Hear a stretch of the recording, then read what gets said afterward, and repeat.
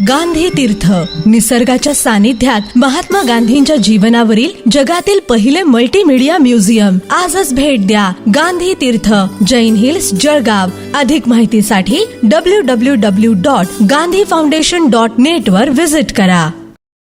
नमस्कार, आपण पाहत आहात अदालत टाइम्स न्यूज. किमान वेतन, पीएफ आणि कामगार हक्कांवर गदा, कामगार आयुक्तांकडे तक्रार दाखल. जळगाव प्रतिनिधी. जळगाव शहरात कार्यरत असलेल्या फ्लिपकार्ट कंपनीविरोधात कामगार शोषणाचे गंभीर आरोप समोर आले असून या संदर्भात सहाय्यक कामगार आयुक्तांकडे तक्रार दाखल करण्यात आल्याने खळबळ उडाली आहे. तक्रारदारांनी दिलेल्या माहितीनुसार संबंधित कुरिअर व डिलिव्हरी कामगार मागील अनेक वर्षांपासून कंपनीसाठी काम करत असूनही त्यांना कामगार कायद्यानुसार मिळणाऱ्या मूलभूत सुविधा दिल्या जात नसल्याचा आरोप करण्यात आला आहे. विशेष म्हणजे एका पार्सल डिलिव्हरीमागे केवळ 14 रुपये कमिशन देऊन काम करून घेतले जात असल्याचेही तक्रारीत नमूद करण्यात आले आहे.